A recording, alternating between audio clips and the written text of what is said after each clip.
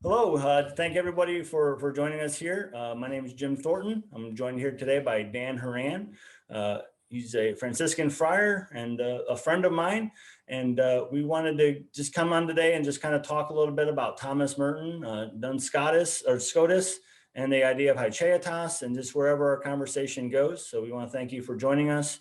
For those who may not know me, like I said, my name is Jim Thornton. I pastor a small church right outside Cleveland, Ohio, and I've been doing so for a few years. A lot of what I do is heavily influenced by the work of Thomas Merton and another Franciscan friar, Richard Rohr.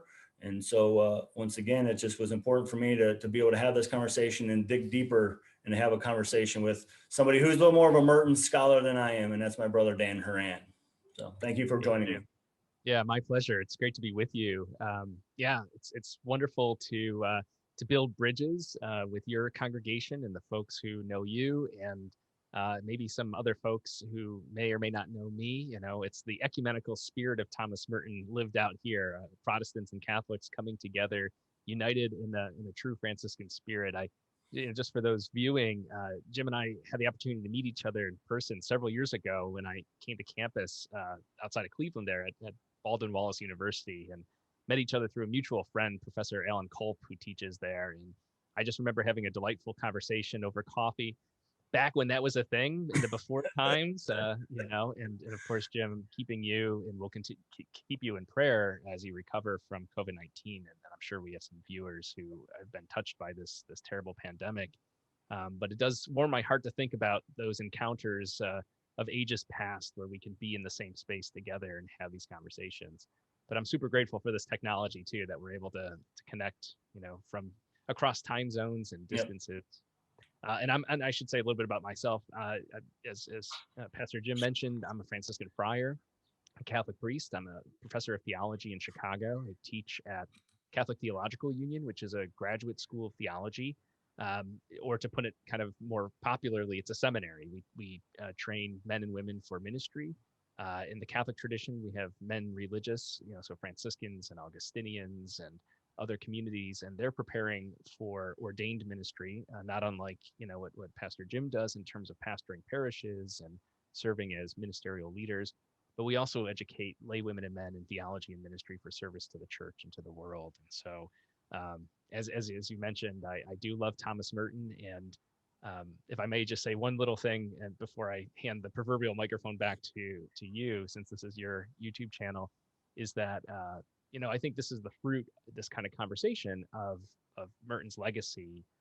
He wrote at one point to Pope John the 23rd, who called the Second Vatican Council in the Catholic Church in the late 50s through the early 60s. And Thomas Merton wrote to him and said that he understood his own kind of letter writing and engagement with all kinds of people, different religions, different ideologies, different political views, different social standing. And he called it an apostolate of friendship, a ministry of friendship. And I've often thought, that Merton really does continue that apostolate, that ministry of friendship, brings all kinds of people together. So when you reached out and said, "Hey, would you like to have a conversation about Merton and Scotus and True Self and Hachitas?" It's hard to say no to that, especially in the spirit of Merton. So, Jim, delighted to be with you. Well, thank you. And, just for anybody who might be interested in the work of Thomas Merton, we're not going to spend too much time doing a biography of Merton today, but there is what's called the International Thomas Merton Society. Check it out. There's a lot of resources there. Bellarmine University outside of Louisville, Kentucky is the home of the Thomas Merton Center. He was at the Abbey of Gethsemane, which is right outside Louisville there in Kentucky. So there's a lot of information. Thomas Merton's work lives on through many people. And even though a lot of us today, contemporary people today, when I look at people who are my age and I ask you Merton, they have no idea who Merton is.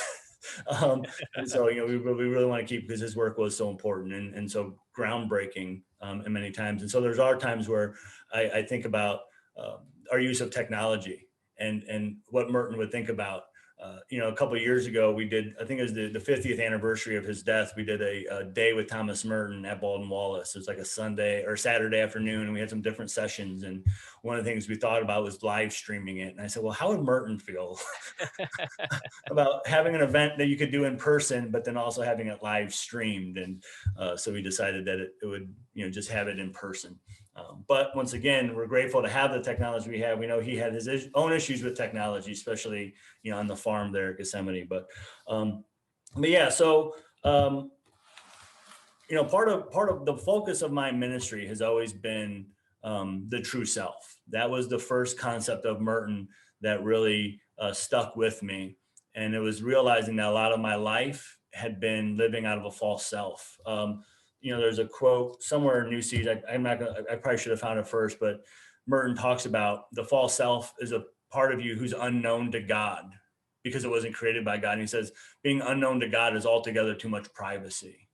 And realizing that a lot of the times the false self we live out of is not known by God because it wasn't created by God. And so a lot of times, part of my journey even included me at one point realizing that my Christianity was my false self. It was just another facade that I was pretending and hiding because I was preaching and saying a lot of things I really didn't believe to be true. I remember one of the earliest things that I wrestled with was the existence of a conscious, eternal, tormenting hell. And one of the speakers, the used to be the mold lecture, now it's the faith and life lecture that you did at Baldwin Wallace. When I was a student there was Brother Paul Quanon from Gethsemane. And I asked him, because in New Seeds of Contemplation, Merton has the chapter, Hell is Hatred. And when I read that, I don't think he's talking about a literal place. I think he's talking about a state of being. And I asked Brother Paul about it, and he kind of, like a very monkish kind of, well, I believe if you're going to hell, you're probably already there. And that's just kind of stuck with me and really started to unravel some of the things that, well, I'm preaching this, but I don't know if I really believe it exists. So anyway, so this idea of true self has really been a part of my journey for many years. And as you mentioned, yes, I am still recovering from COVID. It's been about a 2-3 month journey, 2-month journey that I've been on this. As a COVID long hauler, feeling pretty good today, which is good. Have good days and have bad days, but coming through it. But going through this, God has really worked on me and really trying to get me to get back in touch with my true vocation, which maybe I was running away from. And that led me to one day I came in and I was spending some time with Merton, found a video of Matthew Fox, where he had this quote from Merton about, so what if we can go to the moon? So what if we can fly around the universe? Ants fly. I'm not getting the whole thing together. He says, but what's the point of going to the moon if you can't cross the abyss to yourself? If you can't go into your true self, what's the point of having all these secular achievements if you don't even know who you are? And then that led me that same day to a video of you talking about Hacheatas and Scotus, and it was just like had these epiphanies. And so one of the things I wanted to start off with was a quote out of New Seeds of Contemplation. This is chapter 5. This is the chapter on, if you're not familiar, this is the chapter in New Seeds of Contemplation where Merton talks about the true self most. He says this. He says, no two created beings are exactly alike, and their individuality is no imperfection. On the contrary, the perfection of each created thing is not merely in its conformity to an abstract type, but in its own individual identity within itself. And when I read that, and then I heard you talk about Hacheatas, I said, oh, Merton just defined Hacheatas. Is that correct? It is. It is in a way. You mentioned, I think you mentioned this as we've been recording, but I know we had a little conversation beforehand where you talked about Richard Rohr, a Franciscan brother of mine, a fellow Franciscan, and also a big fan and somebody deeply inspired by the writings and legacy of Thomas Merton himself. And one of the things I often think about my brother Richard is that he is perhaps one of the best living Christian sort of synthesizers, right? He's really good at taking lots of different, at times complex spiritual and theological ideas and making them very relevant, very accessible, that crosses all sorts of borders and boundaries of denomination or ideology or political view and all this kind of stuff, where people can they can come to a closer relationship with God. They can come to know Jesus Christ better. They can come to know themselves better, um, without having to wade through a lot of the kind of technical stuff or the kind of theological jargon and all of this. Not that that's bad. I mean, I do that for a living, so that's I'm kind of cool with it. But it has its place, right? Ecclesiastes says, right? For everything there's a season. And Merton, what you're pointing to there, Jim, is spot on. That Merton was a great synthesizer in his own right. He was somebody who wasn't um, an academic theologian. He didn't teach at a university. He didn't have a doctoral degree or anything like that, any that kind of fancy stuff.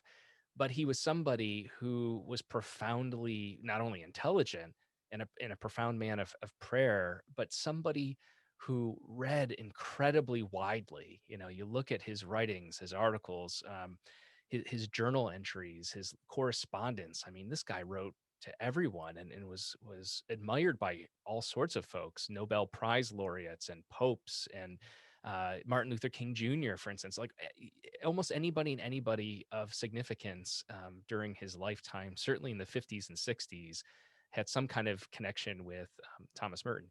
So you're exactly right, and your intuition is spot on that chapter 5 is one that I often go to highlight how Merton synthesizes some really dense, some really kind of arcane medieval philosophy that John Duns Scotus, this medieval Franciscan theologian and philosopher, lived in the end of the 13th century, died in 1308, November 1308. And just one of the most original thinkers, that I think the Middle Ages had seen, and maybe we'd seen in the last millennium. Though, like in some circles, Thomas Merton isn't super well known. John Duns Scotus is even less known. If people hear that name, they might think of the Duns part in the middle of his name, and they might think, "Oh, did he say dunce?" And actually, that is tied to Scotus. That might be the thing he's best known for broadly. If you think of a dunce cap, that's usually people use this to say, well, so and so is not bright. They're not intelligent. They got to go sit in the corner because they got the answer wrong in the classroom. So they put on this big, silly hat and they call it a dunce cap. And you're such a dunce. Well, until the 16th century, dunce was a compliment. It just meant somebody who was a student or somebody who studied the work of John Duns Scotus. It wasn't until it's much more complicated, the historical origins, but it became then used as a shorthand for an insult. But I'm trying to resurrect, dunce as a compliment. So let's own our dunceness. If it's like saying Mertonian for a Merton person or a Thomist if you like Thomas Aquinas or something like that. So, here for the dunces. But Merton was very fascinated by John Duns Scotus. And I can say a little bit about that if you want me to. Sure, yeah. So he enters the Abbey of Gethsemane in 1941. He studied, I'm kind of just jumping right in. We're not, you mentioned earlier, we won't give the whole biography, but he was somebody who was born in Europe and studied in college in New York City, earned his undergrad degree and then a master's in English at Columbia University. And after that, taught for about a year and a half at my undergraduate alma mater, St. Bonaventure University in Western New York, not that far from Cleveland either. A lot of Cleveland folks go to school there. And during that time, what began as some kind of interest at Columbia, he was introduced to medieval philosophy and theology by a young professor named Daniel Walsh. And Dan Walsh, newly minted PhD, was adjuncting at Columbia and taught a course on medieval philosophy. And Merton was at that point really a kind of nominal atheist. He didn't believe in any kind of tradition. He kind of grew up in a vague sort of Anglican Episcopalian context. His mother was a Quaker for a time and worshipped in the community of Friends. But in the end, he didn't have much of a, as a young adult, a strong religious identity. And then he had this encounter with these deep thinkers, Thomas Aquinas, St. Bonaventure, John Duns Scotus, as introduced by Dan Walsh. And it kind of blew his mind because he had presumed, oh, religious people, these Christians, they're just a bunch of yes women, yes men, they especially Catholics. He was very skeptical of Catholics because he's like, Catholics, the Pope says jump, you don't even say how high, you just start doing it, right? It's the kind of criticism that JFK got when he was running for president. People were afraid, well, you're just going to be, a lackey for the Pope or something. In any event, he gets introduced to these great kind of medieval Christian thinkers, the Thomas Aquinas, Bonaventure, Scotuses, and then he goes to St. Bonaventure University, a Franciscan university, where it just so happened that some of the best scholars of Scotus and of Bonaventure were teaching there and were researchers there. And he developed a friendship with a few of these friars, and they kind of were his tutors. They helped him to get to know on a kind of a more profound level, all about these thinkers. He joined the Third Order of the Franciscan community, became a secular Franciscan, and continued his discernment. And eventually, at the end of his third semester teaching English at Bonaventure, decided to enter the Abbey of Gethsemane, and he became a Trappist monk in Kentucky. But here's the thing that's interesting. I think until very recently, a lot of folks who are, even people who are big fans of Merton, would have assumed, because he talks about some of this in his biography, The Seven Story Mountain. And he talks about being introduced to these thinkers and spending time in the library at Bonaventure, and really being exposed to these great kind of rich and complex medieval insights. But when he enters the Abbey of Gethsemane, becomes a Trappist monk, I think a lot of people think he just sort of left that all behind him and just became this kind of Benedictine monastic, which he certainly was. But he continues to be interested in the Franciscan tradition and in John Duns Scotus in particular. In fact, in 1946, so this is 2 years before Seven Story Mountain's published, so he's not a household name. Nobody knows who he is. He's not ordained yet. He's a monk in formation, so he's in temporary vows. He's still learning the ropes. He writes a letter to one of his mentors when he was studying English at Columbia, a guy, a poet and a writer named Mark Van Doren. And in 1946, he says to him, here's what's going on. I'm continuing to read these things. And he says something very curious. He goes, I'm still fascinated by Scotus. And he's like, but I'm going to need a lot of special grace. God's going to have to give me special grace if I'm going to do anything with him, because he acknowledges how difficult he is. Scotus is a notoriously challenging writer. He's hard to kind of wrap one's head around philosophically. But he says, I know there's something there. He says, there's a Scotus book within me brewing. If only I get these special graces to write it. And a lot of people might say, like, well, whatever happened to this Scotus book he was going to write? And a number of Merton scholars, myself included, basically have determined that this book, the book you just kind of made reference to, New Seeds of Contemplation, began in many ways as that Scotus book. And so you see throughout New Seeds, pun intended, or, the seeds of Scotus planted into the kind of contemporary spirituality and discernment and prayer life of somebody like Merton. And that's how you get something like chapter 5. And it's also how you get something like the last chapter in New Seeds called The General Dance. It's a beautiful Christological reflection that says, God would have become human even if Adam and Eve, even if humanity had not sinned. And that's an idea that Scotus was a major contributor to in the Middle Ages, what we call supralapsarian Christology, this idea that God's incarnation, the word becoming flesh, would have happened, you know, kind of regardless of our sinfulness. Yes, we sin. We're sinners. We need to be reconciled with God, and Christ accomplishes that through his life, death, and resurrection. However, what if we had not sinned? If sin is the centerpiece of your worldview, then no Jesus, right? No Christ. But if God's plan for all creation, if God's plan from all eternity is your starting point, and if the motive for the incarnation is love, well, then there's two things that are accomplished, right? We're reconciled to God, but also it's God's intention to draw near to creation, right? To bring all of creation back to God's self, as the second century theologian Irenaeus of Lyon often said. And as St. Paul says in the letters, all those great Christological hymns.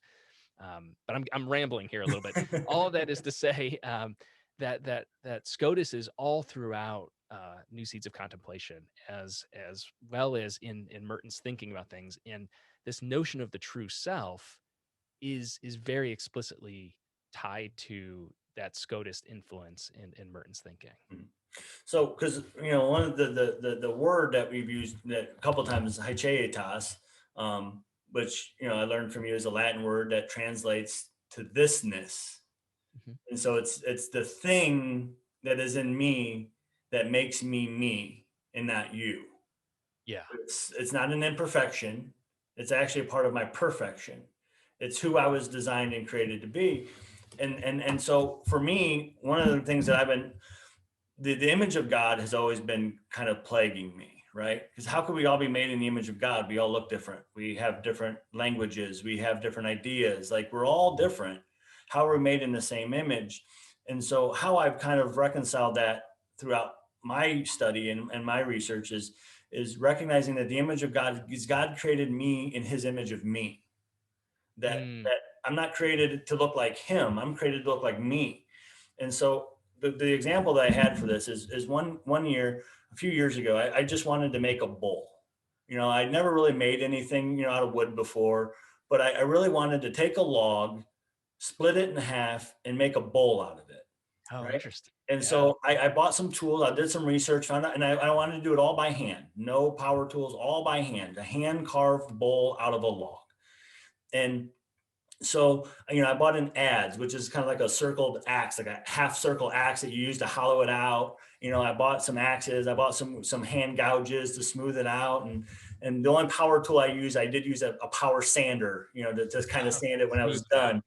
But I made this bowl because I knew I was going to love making the bowl. And I made the bowl because I knew I was going to love the bowl. And in my mind, I had an image of what the bowl was going to look like when I was done. And when I got done, the bowl looked exactly like it had in my mind. And I loved it exactly the way I thought I was going to love it. And so that bowl was made in my image, but it doesn't look anything like me, but it looked like my image of what I wanted the bowl to look like. And so when I talk about the image of God and being created in the image of God, I'm talking about before the foundation of the world, when God chose me, he came up with a blueprint of what he wanted me to look like. And this isn't physical, right? This is my spiritual being of what he wanted me to, my vocation, my calling, how he wanted me to interact with people. And he created me in that image. And my life's journey is to discover the image in which I was created in. And so for me, another big influence on my life has been Bernard of Clairvaux. And more specifically, his 4 degrees of love. And so for those who are not familiar, run through, first degree of love is when man loves himself for his own, man loves himself for his own sake. Everything I do to benefit me. I don't care who I step on. I don't care who I hurt, as long as I get what I want. Second degree is when man loves God for his sake. I will love God and I will serve God as long as I get something out of it. As long as my prayers are being answered, as long as I'm being blessed, I'll keep showing up and putting money in the plate.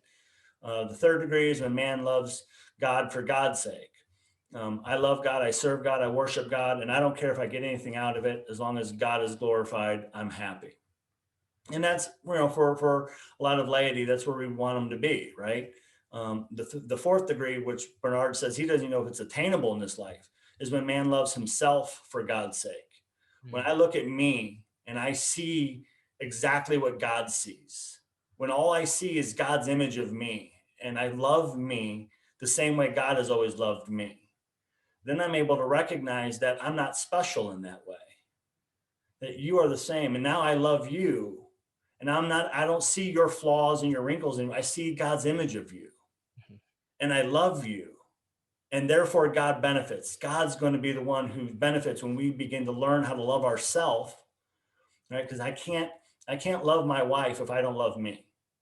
I can't love you if I don't love me.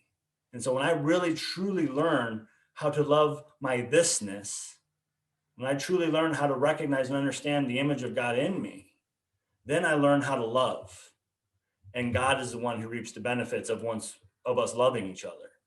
And so that's one of the reasons why when I watched the video and I'm reading Merton and I'm doing my research on Hycheatas, it really became, for me, a recognition of Hycheatas is the image of God. It is the thing in me that makes me me. It's God's image of what sets me apart from you, if that makes sense.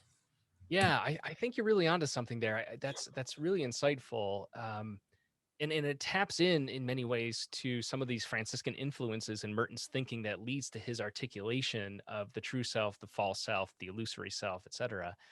And I like this image of the bowl, but let me just take that metaphor and turn it just slightly. Um, Not Scotus, but Bonaventure, who Merton also read a lot about. In fact, the original manuscript for Seven Story Mountain was 600 pages long, and they ended up editing it down by 200 pages to 400 pages. And a lot of what was cut out was him kind of just talking, waxing theologic about Bonaventure and Scotus and all these abstract things. There was a lot of Latin in there because it was written in the 40s, and so, that was all cut out. But he was deeply influenced as well by Bonaventure. And Bonaventure has this idea that when God creates, right, brings into existence everything there is in the cosmos, God leaves what he says in Latin is a vestigium, right? A vestige. Now we think about like a vestigial organ in the kind of modern sense, colloquial sense. Like we talk about our human appendix is a vestigial organ, right? Something left behind, or it's like, not helpful. But in its origin in Latin, vestigium means footprint. It means imprint. So it's you can sort of like think of it as divine NCIS or something like that, or Law and Order, where you're doing the kind of crime scene analysis and you find this unique footprint or fingerprint in creation. And what Bonaventure says is that every creature, human and non-human alike, has this imprint of God. This is a vestige of God, and that we have to attune ourselves to see that. So I think about your bowl, for instance, the parallel there is like any kind of artist, whether you're a sculptor, a potter, a painter, a composer, whether it's music, right? But use painting for a minute, or sculpting, where you get really like your hands into the media, right? And one of the ways that art kind of experts determine whether or not a painting is a forgery is they'll know even the unique brush strokes that the painter isn't thinking about, but there's a pattern, right? There's something that's left behind that's distinctive to her or to him or something like that. And in this way, what you're talking about is like an awareness of ourselves, but then that growing awareness of others, and I would say attuning our senses. Sometimes our kind of physical senses, our sight, our hearing, our touch, but what the medievals would talk about, and Bernard too is kind of is an early uh, Benedictine reformer, somebody who would have been very attuned to the notion of spiritual senses, right? We talk about the mind's eye is kind of a popular phrase, but how do we see and think and receive and hear and speak, at a level even deeper than the physical level?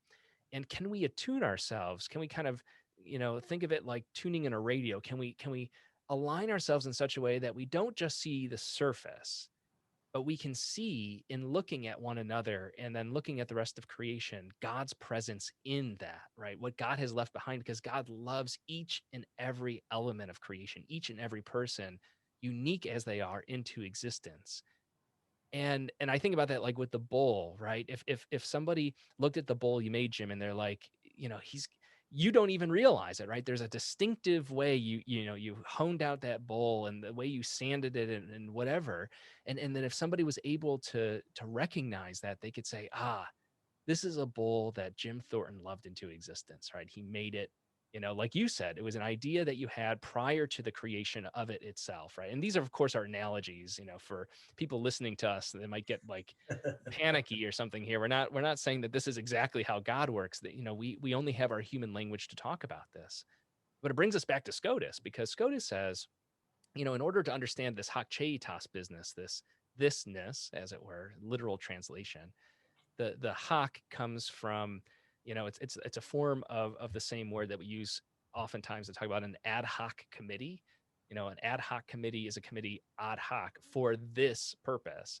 And so hoc cheitas is a kind of, a play that says thisness. It's hard to translate because it sounds almost silly, but to understand it, we have to put it in contrast with a much more popular understanding of how God creates, and how what we call individuation exists. How does God make, as you said earlier, Jim, you, and me, right? Or this blade of grass is not this blade of grass. And to get into that, just briefly, we might take a trip back to the ancient Greek times where Aristotle proposed, the world was made up of substances and accidents. And when he says accidents, he's talking about those things that are kind of external qualifiers. The substance is the thing kind of itself. And in Latin, the term that gets associated with this most often is a term called quidditas, like hachetas. Quid means what. So it's the whatness of something. So at the core, I'll use you for example, Jim. What's at your very core is a humanness, right? You participate in a general sense of humanity. And then Aristotle proposes, and this is what people like Thomas Aquinas and others will appropriate, millennia later and bring a Christian spin on it and thinking about God's creation. Thomas will say, yeah, God thinks of humanity first. When God decides to create the world, God thinks horses, humanity, leaves, mosquitoes, dogs, trees, stones, whatever. And then we'll say, okay, humanness. Now I need to make a diversity of humans. And so Aristotle comes up with all these different external categories he calls accidents, right? So you have height, depth, number, location. What I mean by number is one way we know that you're you and I'm me is that there are two of us, right? If there was just one, then we would be the same person, right? Same thing with location. We're hundreds of miles away from one another. But if we were in exactly identically, like, kind of quantumly in the exact same spot, there would be no individuation. There would just be, uniformity in it, as it were. There would be no distinction. And so all these kinds of things, they come secondarily. That's the kind of key thing to kind of understand what Scotus is getting at here and how it informs Merton, is that, it makes a lot of sense. What Aristotle proposes and the way that people like Thomas and others will appropriate it has its own internal logic. But here's the problem. People like Scotus said, and I'm oversimplifying here to be sure, but Scotus says that seems to be beneath the dignity of God. That's like a human way to make things. If you were to make, you went from making one bowl to starting a bowl factory, that's the kind of way a human person would think. What's the material I need? Well, my focus here is boldness, right? And I need to make a bunch of bowls. So I need to get, and you kind of reverse engineer it that way. What Scotus says is that actually God, in deciding to create, loves each individual aspect of creation into existence in its particularity from all eternity. So that example you used earlier of the kind of mind of God analogued with the mind of Jim making a bowl is precisely true. Now start to think about the significance of that for human value and dignity. I'm just going to talk about humans for a minute. We'll leave the mosquitoes be for a second. But this idea of there's no, and Merton gets at this, and I think you shared this in the quote you read, that it's not some sort of universal ideal, some kind of humanness in a platonic sense that we all aspire to, as if there's a singular way to be human, and that if we don't match up to it as it might appear in God's mind, then we fall short, right? Then we're imperfections. Instead, he says, in God's eyes, God comes up with this infinite amount of particulars that God loves into existence. So that when God decides to create, God doesn't just come up with humanness and then kind of mold it into a Jim or into a Dan or into somebody else. But from all eternity, God loves and wills into existence Jim Thornton and Dan Horan and this blade of grass and that mosquito. And no two things are, it's a cliche to say no two things are exactly alike, but not just in their appearance, in their very existence. And that's where Scotus comes in and he says, the thing that what we call the principle of individuation, the thing that makes us a particular discrete individual thing, is identical philosophically, metaphysically, with our existence itself. And therefore, it's not something added on. It's not something from without. It's not something that can be changed. It's something that is, that's irrepeatable, unique, absolutely distinctive. And that serves as the kind of seed for Merton's notion of the true self. And if I may, he also gets this, in his journals from the 1940s, he has this one entry where he quotes in Latin a writing of Saint Francis of Assisi, who obviously inspired Scotus. Scotus was a Franciscan, obviously inspired Merton, and Francis said, "What we are before God, that we are, and nothing more." And the converse of that is also true, by the way. The context of that saying was he was talking to a bunch of arrogant Franciscans, friars like me, and these guys were, they were just like knocking it out of the park with their ministry. People love them. And so, what this is like, I'm sure, especially around the holidays, parishioners are always like, "Oh, pastor, here's a cake and here's some cookies. And I love your sermon and everything's great. This community is wonderful." And if you get that all the time, you start to believe it, you start to think, maybe I'm not so bad, and what Francis was doing was trying to kind of normalize these guys and say, hey, what really matters, and this kind of gets to what you were saying earlier, what really matters is how God sees you, what God intends for you, how God desired you to be. Not that it's, step by step determined. It's not like we're robots, but that our truest identity, what Merton will come to call the true self, is something that is deeply unique to us and identified with us. And how do we come to find that? And I think there's actually an interesting parallel here with the four loves of Bernard of Clairvaux, that we come to find who we truly are by coming to know God, because God is the one who knows who we are most accurately, most fully, most completely. Even, and this is the most beautiful part, and Merton talks about this in so many ways, even when we fail to recognize ourselves or refuse to, right? We're living into our false selves, our illusory selves, the kind of shifting identities, what we think we should be, how society or cultures or what other people want from us, we're constantly trying to remake ourselves, especially in this digital age. And what Merton says is, when you get kind of in this whirlpool of identity formation and deformation and all this kind of stuff, how do you anchor yourself? How do you come to know who you truly are? And the only way you come to know who you are is to come to know God, right? So, Yeah, I that's mean, right. it's I'm not blowing. I'm looking for a quote real quick that sure. of Merton, and that just really highlights what you're saying here. He says, "Our discovery of God is in a way God's discovery of us. We cannot go to heaven to find him because we have no way of knowing where heaven is or what it is. He comes down from heaven and finds us. He looks at us from the depths of his own infinite actuality, which is everywhere, and his seeing us gives us a new being and a new mind in which we discover him. We only know him insofar as we are known by him, and our contemplation of him is a participation in his contemplation of himself. We become contemplatives when God discovers himself in us." I And love it. that's just, I mean, that's once new seeds.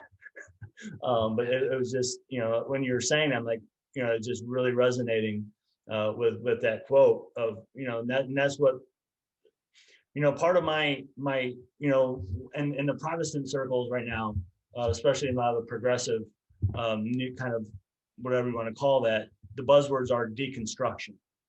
And this actually comes from Richard Rohr did a podcast. I think it's a podcast called the Liturgist Podcast, where he said the problem with conservatives is they always want to be constructing, and they never let anything come out of. And so they're always constructing, and then they protect what they've constructed, and they'll never let any of the bricks that may be damaged be removed. They're just constantly constructing and protecting what they've constructed.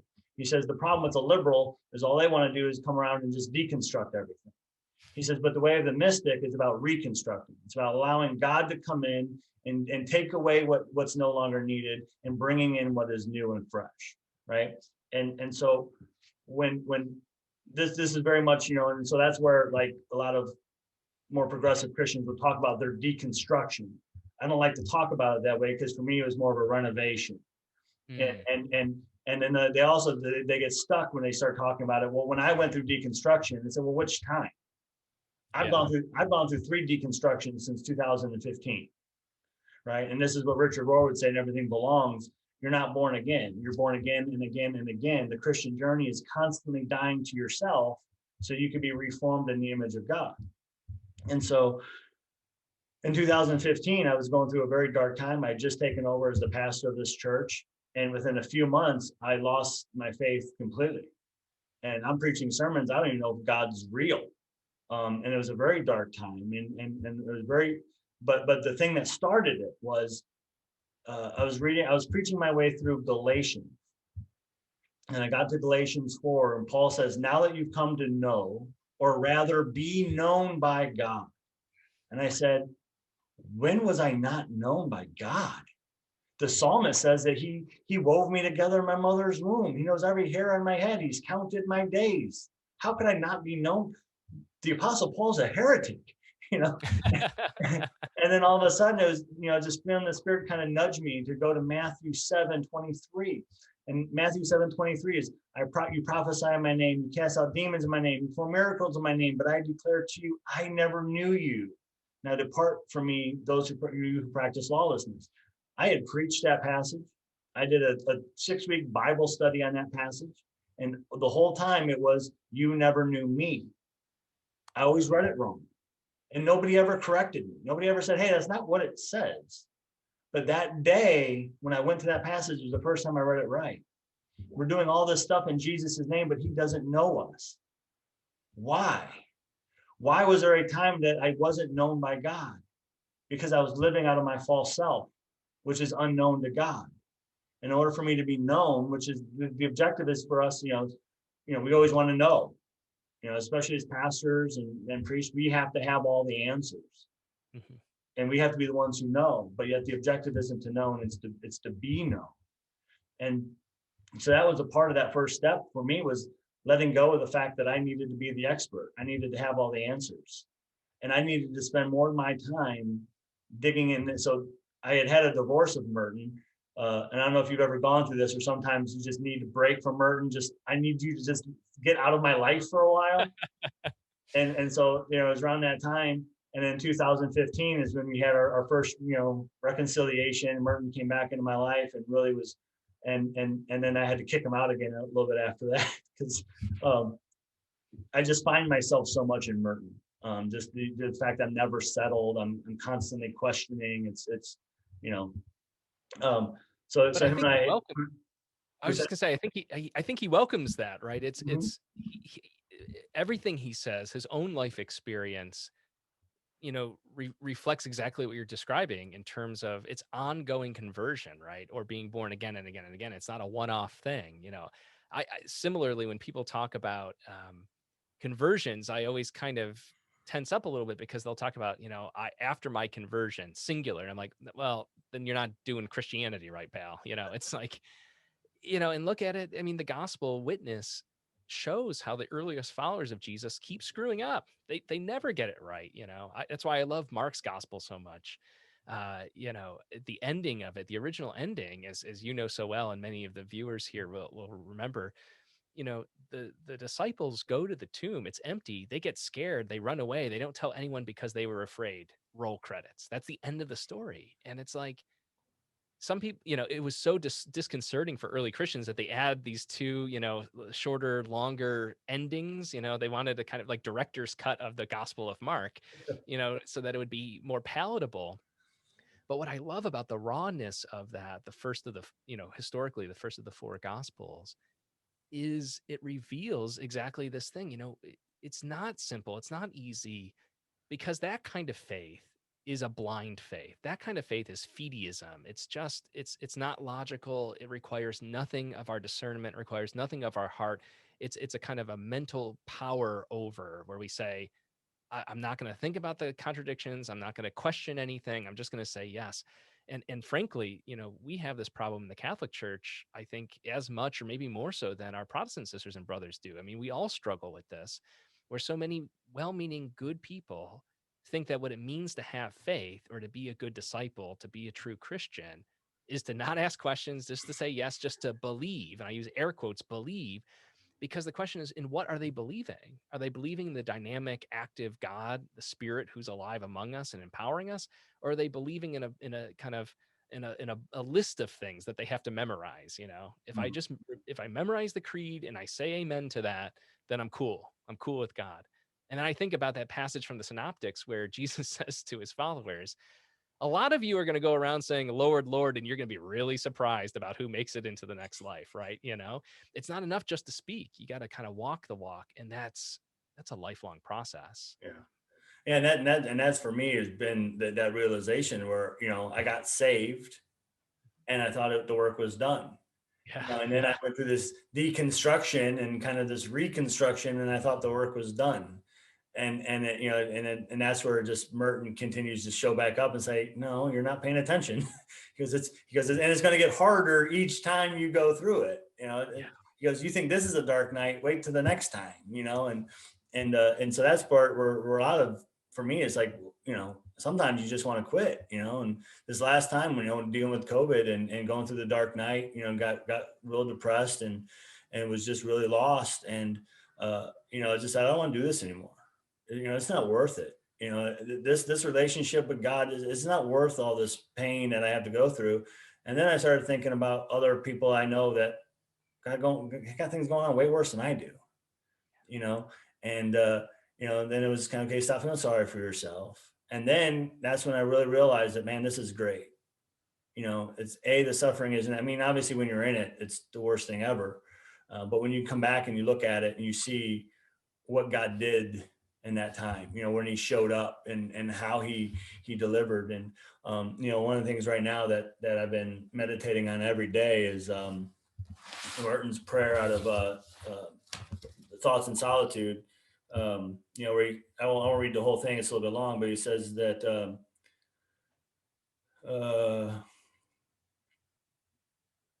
but I believe that the desire to please you does in fact please you, and I hope that I have that desire in all that I am doing.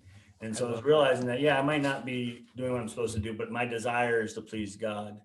And then it ends. He says, I will not fear, for you are ever with me, and you will never leave me to face my perils alone.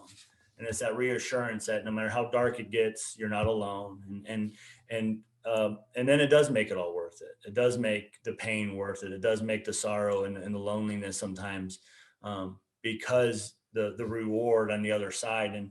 And for me, one of the reasons I think when Jesus says, the way is narrow, the way that leads to life is narrow, if you find it, I did some research on that, and what he meant, it doesn't mean that it's narrow as in it's skinny. It's narrow as because you're going in the opposite direction of everybody else. Everybody else is going this way and you're trying to go this way. And it makes it a lot harder for you to get going this way because it's so narrow, trying to squeeze through everybody. Oh, that's interesting. Like a crowded street, right. New York City on Christmas or something, And everybody's going one way and you're going the other way. And because everybody's going this way to get to eternal life, I'm trying to go the opposite way to get to life. And I always tell people, what Christianity's done is Christianity's presented you with this beautiful ice cream sundae that's got every topping in the world on it, and that's heaven. And then the cherry on top is the life you get to live now with Jesus Christ on the earth. And I said, that's wrong. The huge sundae is the life we get to live with Jesus Christ here on earth. The cherry on top is that it never ends. And so for me, I don't, people always ask me, where do you go when you die? I don't care where I'm going when I die. What am I doing with the life I have to live? Is my desire to please God? Is my desire to unpack my true self? Is my desire to become the person I was created to be while I'm here? Because if heaven is what they say it is, I'm not going to need to be that person in heaven. Everybody's going to be that person in heaven. But there might be people here now that need us. They need to see somebody who understands who they are, to help them understand who they are. And this is where God benefited, that fourth degree of love, loving yourself for God's sake, because God benefits when we all begin to live the life that he created for us to live. And so part of my struggle with this is you talked earlier about we're not all the one. We can't inhabit the same space. We're not the same. And I always look at that as the garden. And there's always this quandary where in the garden, there's two trees in the midst of the garden, the tree of knowledge of good and evil and the tree of life. But yet when the serpent asked Eve, are you allowed to eat of all these trees? And she said, the one tree in the middle, we're not allowed to eat from. And so some of the Bible translations that you will read, they'll say that there's all these trees that are good for sight, pleasing to sight, good for food, the tree of life. Also in the midst of the garden, the tree of the knowledge of good and evil. And so when I think about that, there's this multitude of different people, and we all look different, we all act different, we have different personalities, we produce different fruit, but we're one, we're life, we're unity. And then the one tree represents duality, the dualistic mind, the knowledge of good and evil. Mm. And we were never supposed to possess that. And so when I talk about original sin, I say the original sin is the dualistic mind. That's what we inherited. And what Jesus is trying to undo, he's trying to get us to change our mind to go back to a unified mind, the oneness, where yeah, you might be black or white or male or female or liberal or conservative or gay or straight, but we're still one. We're still one humanity. There isn't a good one's not good, one's not bad. And and when I'm reading Merton, I'm not I've been doing a little bit more Scotus lately, but he's still very new in my life. But when I'm reading these other people, it seems like that's what they were trying to get people to see and understand. Is this moving away? I don't hear Merton talk a lot about dualistic thinking and dualism. It more comes from Richard Rohr. Yeah. But those concepts, it seems like for me, where Merton is talking about the true self, he's building on Scotus's Haechetas. When Richard Rohr is talking about the dualistic mind, he's building on what Thomas Merton is talking about, the true self. And the true self is the removal of that dualistic mind. And I don't know if that's accurate for your understanding. Yeah, I think that's right. I mean, Scotus isn't talking so much, the kind of concept as we would understand it today of dualism and its challenges, would not necessarily have been the same language, 800 years ago. But some of these insights are really important. So, like, Merton, and you're right to say too that Merton wasn't really using this language either, and yet he maintains tensions that are really important. So, I think, for instance, in his the Asian Journal of Thomas Merton, his last sort of lectures and his reflections before his untimely death in 1968, he one of his last talks, he famously says, we are already one, though we pretend like we're not. He says what we need to be is who we are. What we need to do is recover our original unity. This idea that we are one, not that we're all the same. I agree with you 100%. The diversity of creation, the diversity of the human family is a gift from God. And one of the great sins of, we might say, of dualism is this categorization and othering that happens. And we see it along categories of gender and race, and you see it in politics, you see it in all sorts of things. And Merton talks about this quite a bit. And I think it's a challenge he recognizes. And sadly, a lot of the challenges in society and in the church and in the world in the 1960s continue, in maybe in some ways, as we've seen, especially over the past year, are maybe even worse in some contexts, right? That we have a lot of work to do. But this idea of the othering, right? So he says at several points, and one place comes to mind in a long prose poem called "A Letter to Pablo Antonio Quadra Concerning Giants," and there he, among other things, it's this long kind of essay, poetic essay, where he talks about the difference between a stranger, like what it means to be a stranger in the world. And he talks about community versus tourists. He's like, just because people go to lots of places, encounter lots of different people, doesn't mean that they're actually knowing anything about themselves or the other.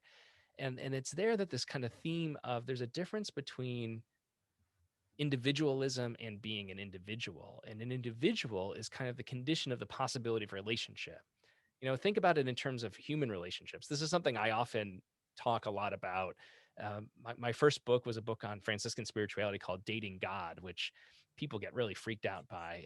And the basic premise is pushing human language, because that's all we have. Everything we say about God is analogous. It always falls short. But here's the thing, and you were touching on this earlier about the Christian journey, about the kind of what I would call formation, deformation, and reformation, right? Or construction, deconstruction, kind of the ongoing conversion experience of Christian life, which is that our relationship with God is a human relationship. Why? because we're human. People will say, well, God's not human. God's so different than us. And I'm like, well, then all of a sudden now you're becoming a heretic because I thought you called yourself a Christian and we believe that Jesus Christ, fully human, is also fully divine. And so God, yes, God is different than us, no doubt about it. God is capital C creator and we are creatures. And that is absolutely, distinctive, absolutely different. However, A, God knows something about what it means to be human. And B, we can only ever be human. So we bring our highs and lows, our challenges, our gifts, our anxieties, our struggles, our insecurities, our sinfulness, our holiness, all of that we bring in ourselves to God. And the key thing I like to think about, and I think Merton really picks up on it and works through over the course of his life and writings, is the true dynamic element of relationship. So think about individuality as the condition for relationship. If you think in human terms of like a husband and wife, if you have everything exactly the same, and you basically, the old cliche is like, changing the partner, like I'm going to change this person. If one were to somehow succeed at that and you become basically identically the same, then what do you have to relate to one another? It goes back to that Aristotelian notion, right? There's no distinction anymore. So difference actually in and of itself, diversity, especially, these are not bad things. These are the things that make relationship, the ability to relate, to converse, to learn, to share with another possible. And so when Merton says we are already one, we have an original unity that God intends for us to be united with one another, to share in what he says is more than communication. In that same essay, he says there's a deeper form of connection. It's called communion. It's this idea of unity with one another in the spirit.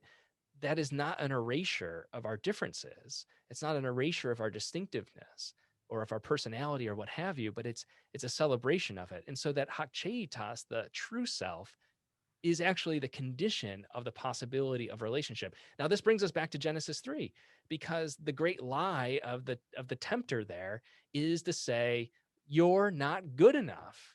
You could be more. You could be like God. God's tricking you. Whoa, God said you can't have this. That's because if you do this, if you have this, piece of fruit, you have this fruit salad over here from the tree, then you're going to be like God. And God doesn't want, you're not good enough. And that has been the primordial original sin that's been repeated in every generation. And all of us know what it's like. It's what marketers know and advertisers, you're not good enough, buy this shampoo. You're not good enough, get this new car. You're not good enough, get the latest Apple thing, right? It's one thing after another, after another, after another. And I think realizing, and that's where we get into the false self, right? So Merton has a reflection on this too. He has a deeply patristic notion. The early church fathers, the early church theologians had an understanding of original sin. The consequence wasn't exactly the same as Augustine. Before Augustine, it was a lot about forgetfulness, about immaturity, and that we forgot who we really are, and therefore we forgot who God is, and we then oppose God, right? We put God as other. God is our enemy. That's kind of what the serpent does in Genesis 3. Makes God our creator, the one in whom we are united and with whom we are united. Makes God the other. And so when we do that, we're creating a false self. We're creating a false dichotomy. We're in that dualistic mind again. And so a return to the true self, some people say true self, false self is too binary. That itself is dualistic. And I understand where they're coming from. And I think I kind of get it.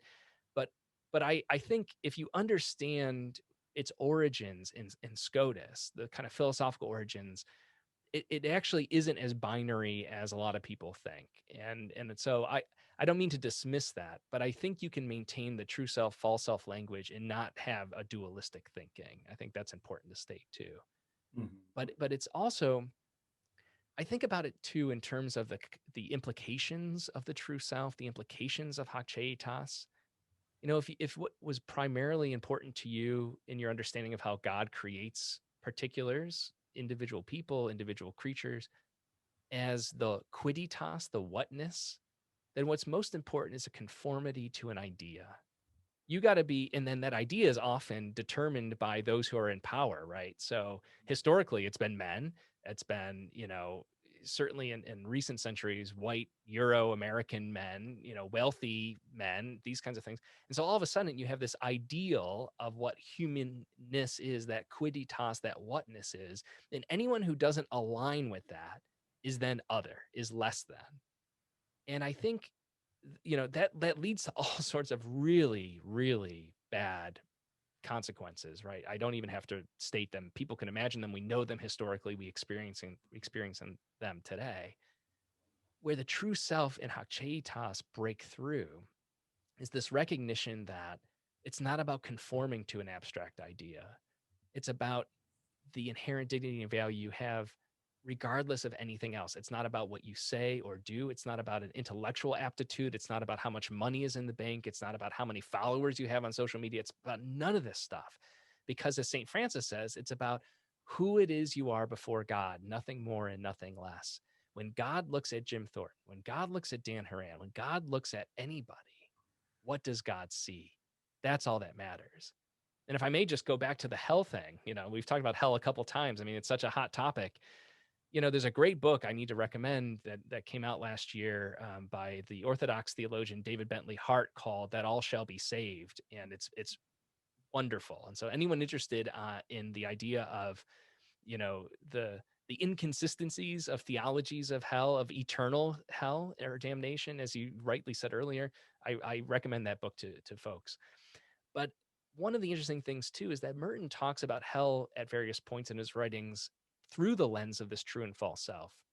And at one point he says something, and I'm going to paraphrase here, that hell is, imagine us living our whole lives, cultivating these false selves, refusing to accept who we are in the eyes of God, refusing to seek God and seek ourselves. And then we die and we stand before the Creator. And at that point, the hell is God kind of holds up a mirror and shows to us who we actually are at our most profound, deepest self. And Merton says the hell is not recognizing that person. We don't even know who we are anymore. And it goes back to that beautiful quote that you shared from New Seeds, where it's like, well, the self, the false self that we've come to believe is who we are.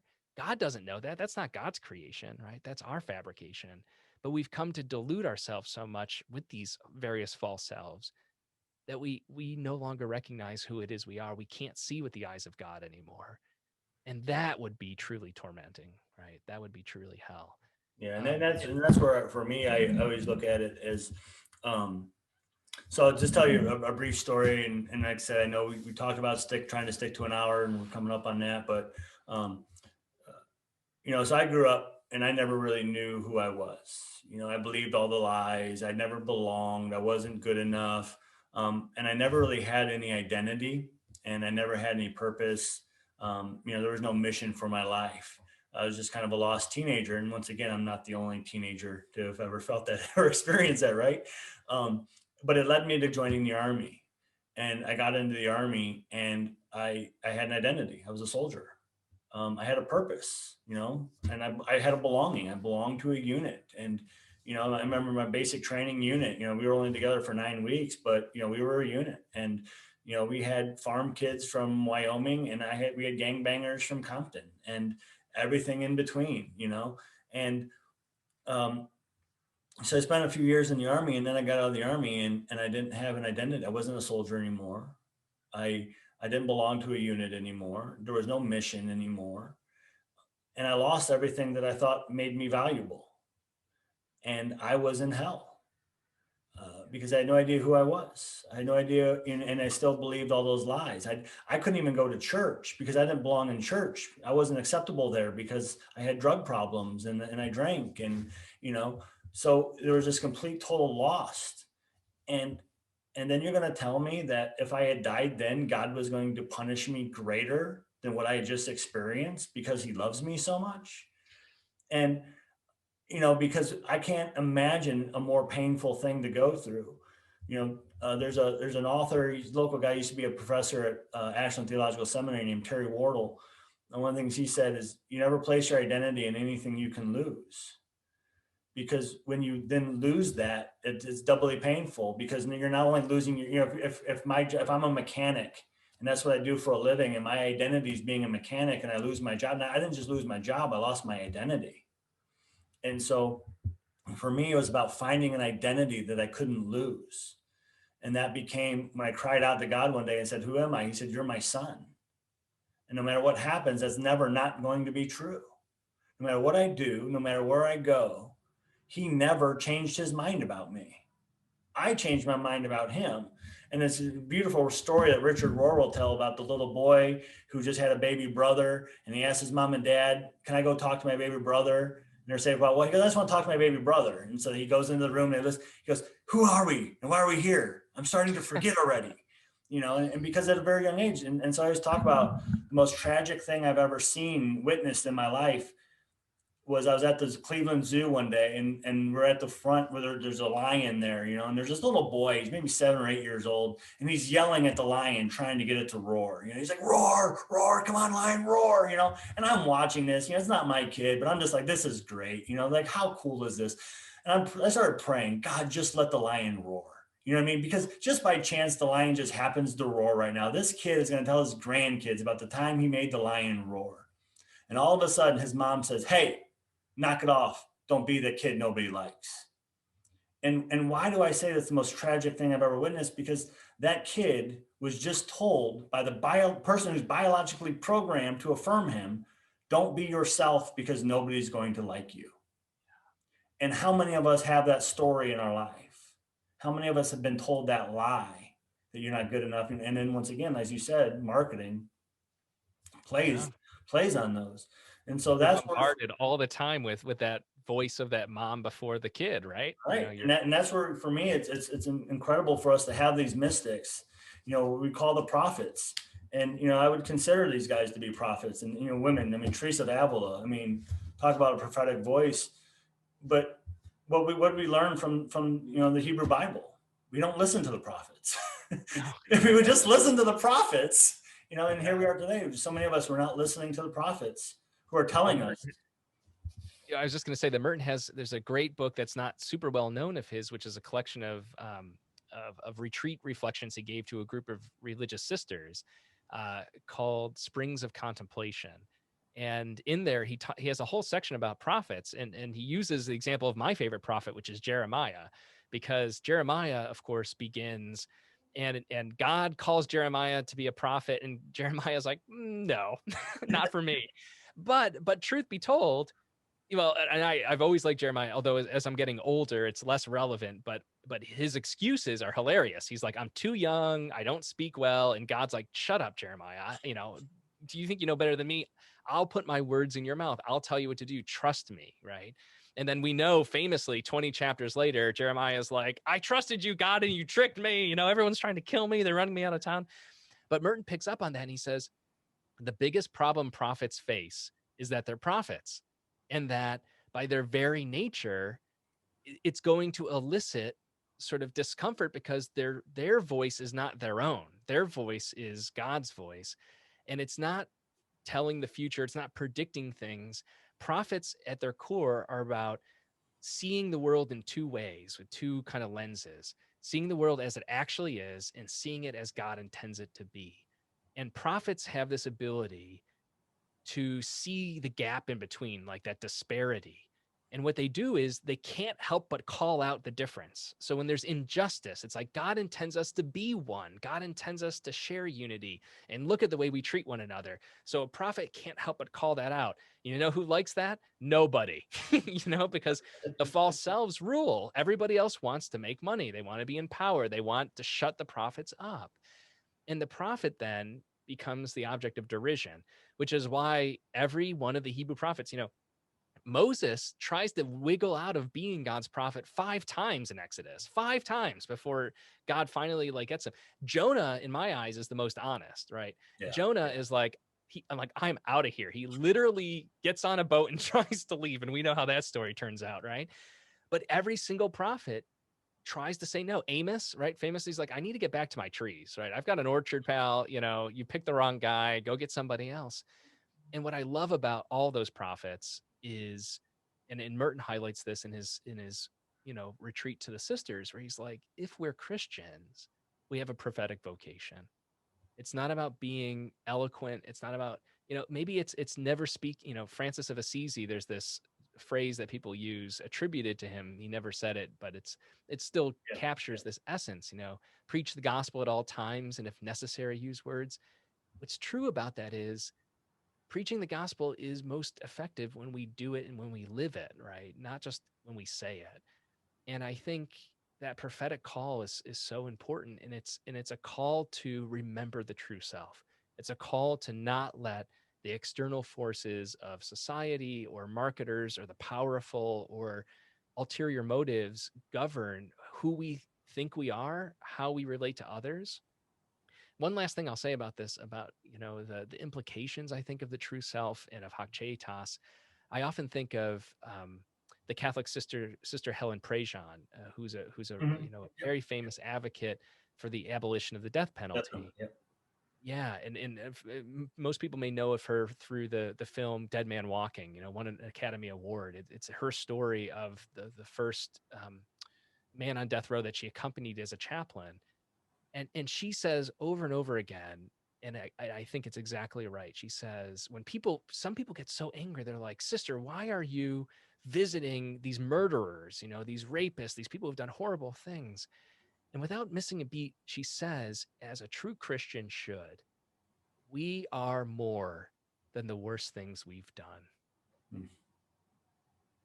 It doesn't make, she never apologizes. She doesn't say murder's okay or these people are misunderstood or anything like this, in terms of, like they don't deserve to be punished. A lot of them come to realize through grace, through conversion, through grappling, like we all do, hopefully not because of some serious crime, but just because of the circumstances of our life, individual as they are, come to grapple with this true self, the struggle to remember who we are and who God is and how God intends us to be.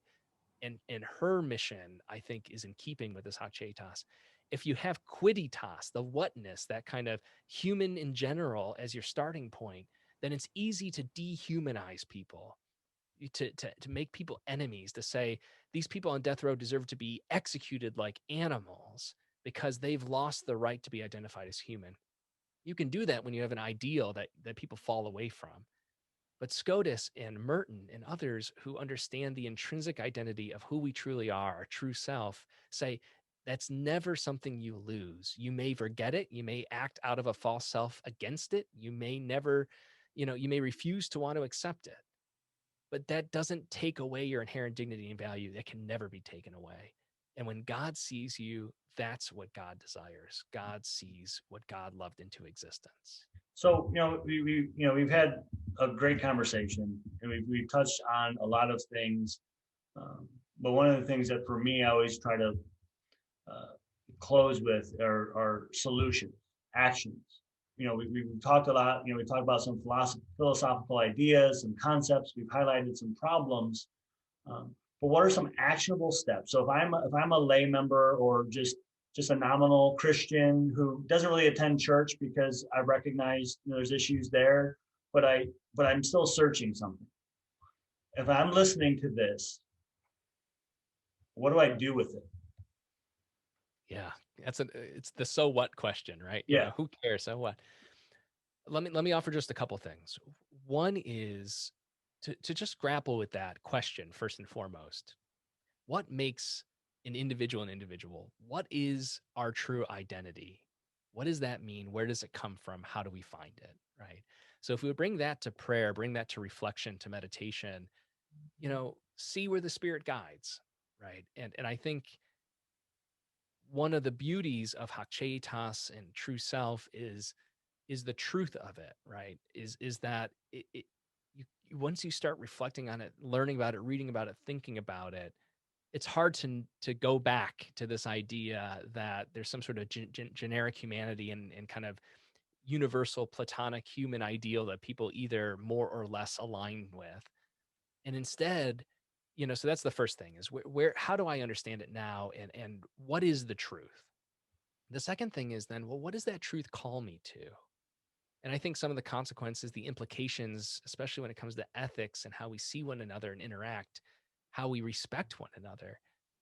I'm always scandalized. That's the right word, right? In Greek is scandalon, the stumbling block. My faith is tripped up when I see fellow Christians so dehumanizing and dismissing of kinds of people, either based on religion or sexual orientation or gender identity or country or language of origin or class, or you can name it, right? Any of these categories, whole groups of people become dehumanized, oftentimes under the auspices of faith or Christianity. They say your quote lifestyle, your way of viewing the world, your religious tradition, excludes you from human dignity and value.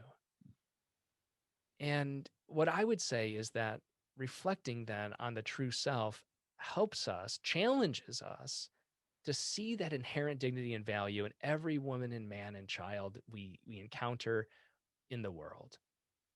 And therefore, the way we relate, the decisions that we make, the way we think about things should be affected by that, should be changed by that, should be challenged. That's part of that reformation, right? That reconstruction that you're talking about, right? It's not that we will get it right all the time. We will make mistakes. People will be misogynist. People will be racist. People will be, xenophobic. It's can we then, reconcile, recognize where we failed, strive to do better, or do we just succumb to it, right? That's the second challenge. And I think reflecting on the true self starts to change the way we see one another. Doesn't mean it's easy, but it means that there are consequences, there are implications that flow from that. I think the third thing is it changes how we understand who God is, and should shape our prayer life that way. You've shared, and I really am very honored, to hear some of your story, Jim, about, the various dark nights that you've relayed. And I think your honesty, I'm sure, speaks to the hearts of many in your congregation and many who might be viewing this video. And we can all relate because we're all human. And I think one of the struggles when we've become so identified, and I like that example you used, right? That somebody said, don't situate your identity in things that can be lost, right? Well, the thing that is never lost is God. And that's where Merton, his truth rings through the decades when he says, we discover ourself in our discovery of God, and that God already always knows us. And so if we lose our compass point, if we lose our anchor, it's God who is the ground, not only of our existence, but of our identity. And so going back to how we began this conversation with the imago Dei, right? The image of God, how we image God in the world, in kind of in connection with our true self, how God intends us to be, what God is calling us to be, is renewed and rediscovered in our discovery of God. And the only way we can do that is by working on our relationship with God. Just like the only way you can, come to know another is to be in relationship with them. So what does one do when you're in a relationship? You got to talk, you got to communicate. And we have a fancy term in religion about communication with God, and we call that prayer. So prayer is part of it. And I think people are afraid. It's scary, especially in our very technologically saturated age where there's lots of distractions, lots of noise. You can't pray well when you're being bombarded with lots of stuff. And silence is scary for modern people. So I think the third thing I would say, the takeaway is you're only going to come to really truly experience your true self, or rediscover yourself again in discovering God, in building that relationship with God. And that requires disconnecting, requires the courage to pray, the courage to. That's where, like, like Merton will talk about prayer, and sometimes he says that the highlight is when you learn to pray without even talking. Yeah. And then, Teresa of Avila says, she warns about using prayer to make God a slave master or a taskmaster, like a slave. Like, he's our servant. We go to him, we tell him what to do, and then we expect him to do it. She said, that's not even prayer. She's like, I prefer you not even do that. That's a hostage taker. Right. We take God as our hostage. And so Give me everything I want. as you're talking about this, you and I are having a conversation here. This is prayer in a way. You know what I mean? You're not telling me what to do. I'm not asking you for anything. We're getting to know each other through a dialogue. And for me, that's what prayer is supposed to be. And that's what I hear you saying. That's what we hear, the mystics saying. And so we need to learn how to pray in a way that's not just taking a wish list to God. That's right. Please take care of my dog, watch out for my cat, help me find love, all those things. And once again, yeah, we want to have some, what would we call it? The, kind of the intervention prayer. We have some Intercessory prayer. yeah, Yeah. intercessory prayer. Somebody's sick, we want to be praying for them. We want to be lifting them up in prayer. And yeah, we're going through a hard time. We want God to show up and help us see whatever it is he's trying to see. But to just use prayer as a way to get God to submit to your will. And that's one of the things Teresa of Avila also says. Prayer is not about getting God to submit to our will. It's about getting us to submit to his will. And much harder than the other, isn't it? right. And so it's funny because I was having a conversation with Alan, our good friend Alan Kolb, that's our mutual friend. I had a conversation with him a couple of years ago, and he says, I'm pretty sure you're the only Protestant pastor in his 30s who regularly talks about Teresa of Avila, Bernard of Clairvaux, Thomas Merton, and Richard Rohr. And I said, well, it might be true. He said Protestant pastor for sure. And I said, that might be true. But anyway, Dan, I don't want to keep you too long, but I appreciate your time. I appreciate you doing this. And, for anybody who doesn't know, you haven't heard me say this before, but a lot of people have. I truly believe that you're the next generation of the Thomas Mertons and the Richard Rohrs. And I believe that, 30, 40 years from now, you will very much be in that category. And I'm grateful to be able to know you. And I continue to follow your work and what you do. And I thank you for all of it, because it really is changing lives. It really is having an impact. And I'm just grateful that people like you exist. And I thank you for our friendship and continuing that, hopefully in the future. And thank you for your time here today. Well, Jim, thank you so much. As the Gospels relay, to paraphrase John the Baptist, I'm not worthy to untie the sandals of the folks you you named, but I'm deeply honored by your kindness and your generosity and your invitation. It's been nice to chat with you, and I hope that our conversation spurs interest in Merton and in the true self and in rediscovering the life of prayer, and discovering how God is active in everybody's lives. I mean, I think that's the one last thing, right? Is that speaking of Teresa of Avila, it's not about us demanding something of God. It's about us seeing how God's already here in our lives, even when it's difficult. So thank you so much, brother. And wishing you all the best in your ministry, and to all the folks that you serve and connect with via your social media as well. So it's been anytime to talk about Merton and Scotus, I mean, you've got me hooked. So that's fantastic. Good. Well, I appreciate that. And like I said, hopefully now that we're both members of the International Thomas Merton Society, we'll run into each other some more and be able to do some more cool projects together in the future. So, but thank you again.